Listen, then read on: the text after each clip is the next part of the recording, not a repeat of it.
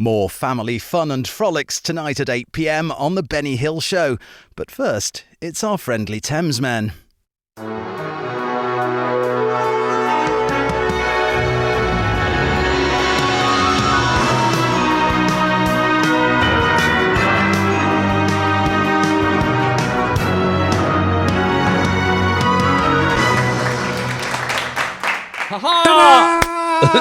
How are you, George? I'm very well. How are you doing? I'm good, thank you very much. Welcome, ladies and gentlemen, to the community centre for old people like us who love good music. And wheeling in today, who are you? Hi, I'm George. I am in Los Angeles. I'm Alex. And I am in Colorado, and you're welcome to hang out with us. Yeah. How are things with you? Well, after my nice game of cribbage, I'm here to come and catch up on some good old tunes. That's what I'm here for. Oh, really? So, yeah. We had Norman come in and sing the guitar of old hits that we might remember. Do you have a bit of a sing-along, did you? We had a sing-along to... I can't even remember. But I had a sing-along. What was his name? Yeah, exactly. Anyway, we're not here for the community centre gags. What are we here for? We're here for it's Three Dogs Night. Yeah, now this was obviously, as this was music you picked, you're remembering it well, aren't you? And there was a reason you picked this, I think. There was a reason why I picked this, because I had never heard this, right, until I got into, as you might know, as you do know, John Lennon, right? John Lennon, when he had his year out, and he split up with Yoko Ono, a.k.a. Single Leg, yeah. He hung out with that lady you met. Lee Pang. I met her once. She was a friend of my ex-boss. Yeah, exactly. And she's just written a book, actually. To know. I think she's just done a book on that last year. Yeah. Really? I think it was called The Long Weekend or something, wasn't it? But anyway, carry on. Yeah. Yes, The Lost Weekend or something like that. Anyway, so he hung out with Harry Nilsson, and then Harry Nilsson. And then I was reading that John Lennon would hang out with him, and then Harry Nilsson, wrote a load of songs, so I got into his stuff. And then I found this one track called One, and then I found Three Dog Night, which made the song popular. Right. And then I found the Harry Nilsson version, and I thought it would be interesting to put both tracks together. So start with Three Dog Night, and then move on to Harry Nilsson to hear the original version. Okay, Three Dog Night is a name that I've heard many times, but I know very little about them, and so thank you for bringing this up. And I think I know this track because I think it was used in a movie somewhere. I heard somewhere or something like that. I can't remember. Anyway, and I hadn't heard of Three Dog Night at all. I'd heard of Three Dog Night for sure, and maybe that needs a bit more work. But anyway, probably got a different connotation these days. Yeah, right, exactly. Yeah, I've had a 3 dog night. Ooh, that's probably rough. That'd be rough. I wonder what the dogs are saying. Thank you. But you've got some notes. Shall I read the notes on this? Yes, please. Yeah, okay. All right. Yeah. So we're going to start with the 1969 Three Dog Night, One. And originally written by Harry Nilsson, as you said, who we will listen to after this track. Three Dog Night released One as the second single from their eponymous first album, with Chuck Negron performing the lead vocal. It became their first of 7 gold records over the next 5 years. You see, they were huge. The original issue of the single version fades out about 10 seconds before the final notes heard on the album version. Upon reissues by ABC Records, its success label, the label reverted to the album version, which is heard on the radio today. The song reached number 5 on the US Billboard Hot 100 and spent 3 weeks as number 2 on the Cashbox Top 100. It also reached number 4 in Canada. Yeah, so anyone could get a gold record back then. Oh, I don't know. It was a well-oiled machine back then. It was radio stations, college radio stations. They had and they were making, the record labels were making bank, but I know they were. People actually bought music back then. And that's the difference. And I know anyone could get gold records. Dad's got loads of them for some. Don't listen, Dad. Shite. You know what I mean? But people bought music back then. Yeah, I mean, exactly. We've sort of devalued it in some regards, but we've also democratized it. So is that worse or better? I think, answers on a postcard. But, I think, power to the people. And sister. And brother. And so...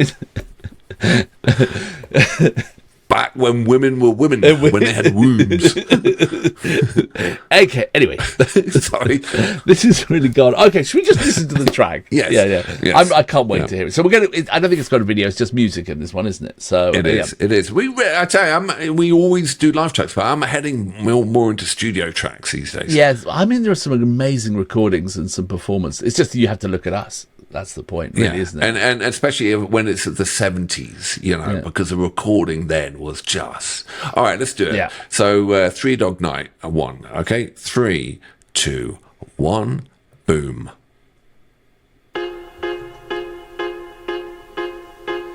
One is the loneliest number that you'll ever do. Two can be as bad as one. It's the loneliest number since the number one.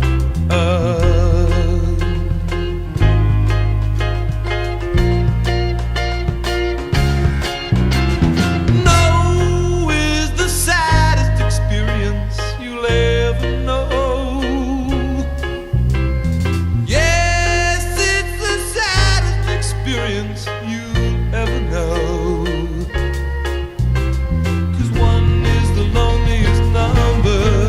That you'll ever do.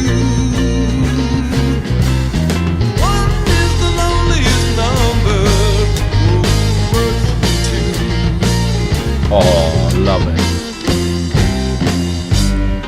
It's just no good anymore since you went away. Now I spend my time just making rhymes of yesterday.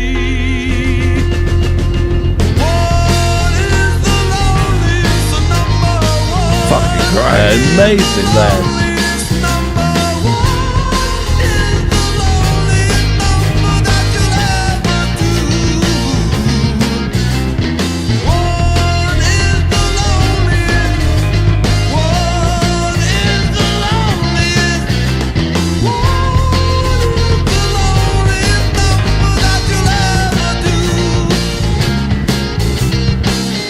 It's just no good anymore since you went away.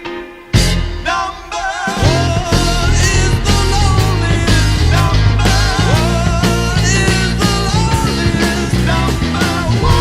Number one is the loneliest number that you ever do. Number one is the loneliest. Number one is the loneliest. Number one is the loneliest number that you ever do. Number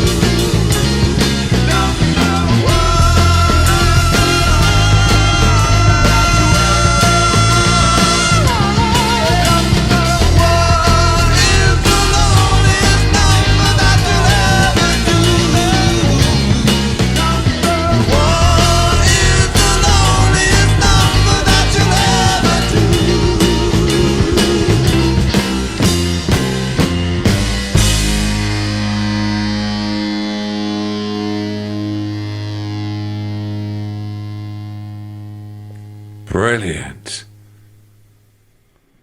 Oh, that's Wow. so good. That is an absolute classic. That What a classic. I mean, we listen on our in-ear earphones or whatever, you Yeah. know, and the separation and the all those elements in it. The guy on the piano who had the sort of like ding ding ding, the guitars. It was just, you could hear everything, and it was just sort of spread out into this sort of soundscape of layers with just a brilliant delivery. Oh, fantastic! I recommend anyone to go back and listen to that headphone. So on this ear, we had the rhythm guitar really high up, in the mix, it was really high up.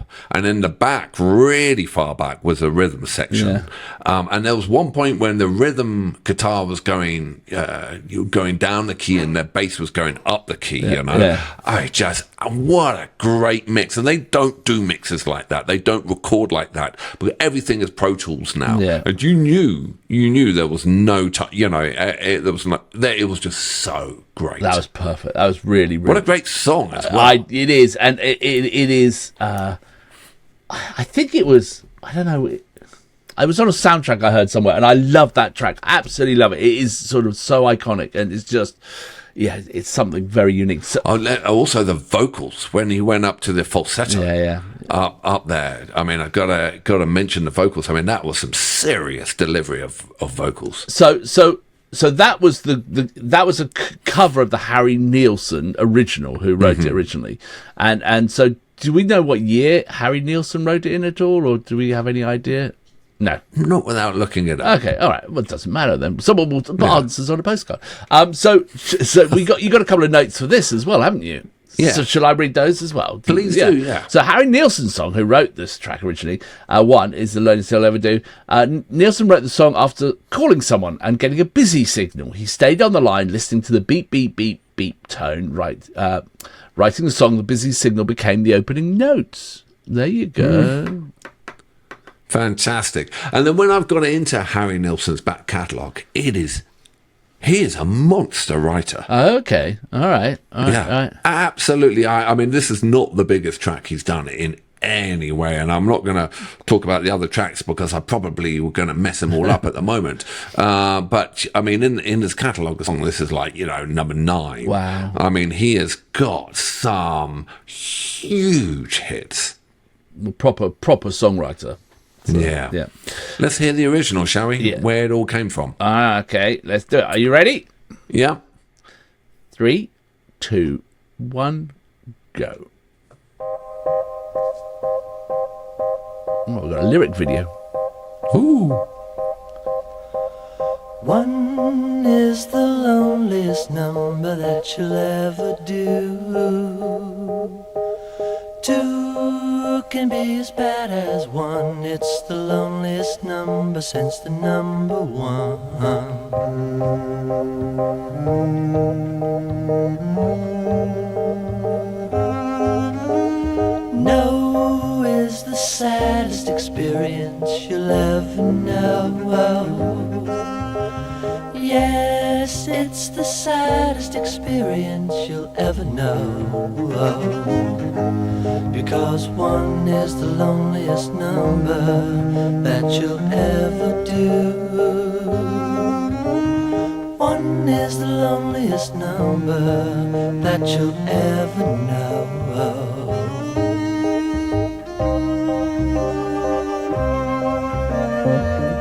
It's just no good anymore since you went away. Now I spend my time just making rhymes of yesterday.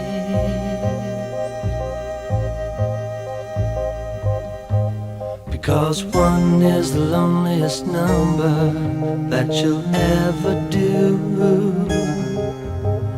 1 is the loneliest number that you'll ever know. 1 is the loneliest number. 1 is the loneliest number. 1 is the loneliest number that you'll ever do.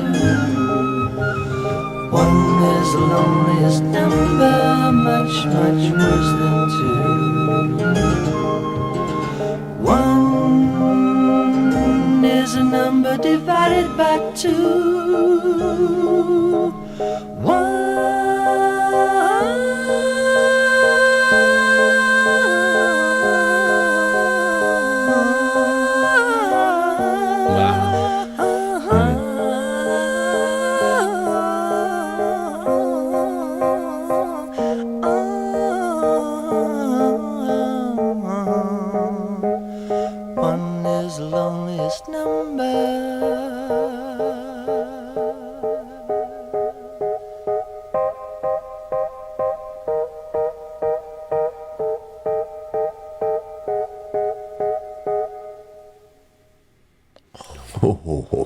That was more powerful, I think, for me. That was maybe because I was focusing on the lyrics, being a lyric video, but that... I think that obviously the straight hook of the first track, if you're going to go over AM radio, it's got more impact. But then I think that realizing where it came from, gave more weight to the second video. But kudos to both. I mean, Harry Nilsson for writing it and delivering that vocal performance. But the lyrics were sublime, simple lyrics, like just really simple. But the phrasing and the emotion and the sort of, it was and the sparseness of it led to that feeling of loneliness. That I'm just on my own. I've split up. I've broken up. I've been. Maybe it's particularly poignant to me at the moment, but it's. I thought that was crazy powerful, just for very, very simple. But you look to the phrasing, how people even come up with that sort of timing and rhythm and approach is amazing to me. Yeah, no, agreed.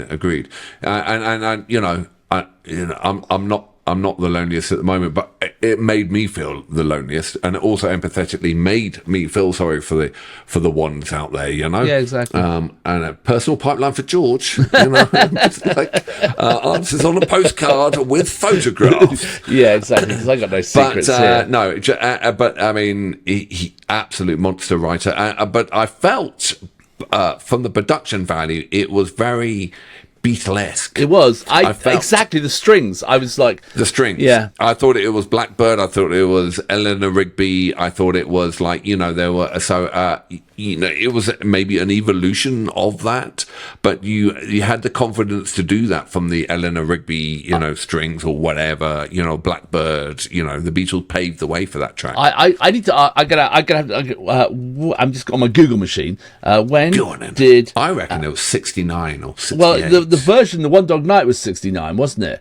Okay. Right. One. Let me just see what it said. A good year. 1967. Yeah, and he recorded for his 1968 album Aerial Ballet. So. Anyway, I mean, Beatles had been around at that point. Obviously, it was the end of the Beatles era, so maybe that was an influence to bring the strings in. And if people want us to do more Harry Nilsson, mention it, because I recently, he was just one of these artists that float around, and it was a little bit too soft for me when I was growing up, and I didn't have, I wasn't, songwriting wasn't so complex when I grew up. It was three chords and. But if people want more Harry Nilsson, then do, because there are some tracks out that Harry Nilsson did, which are, as those who know Harry Nilsson, are just mind-blowing. Brilliant. I really enjoyed that. I think that's a great selection to have the two. I think the first one, like I said, was AM radio, FM radio, maybe popular. It had that hook, it had the band, it had the full thing.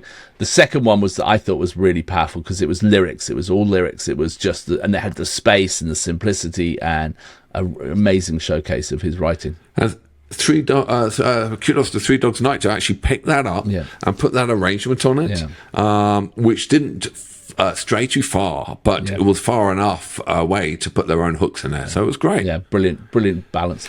Excellent. All right. Brilliant. Thank you for that. And George, I'll see you on the flip side. Flip side. Ciao. Bye.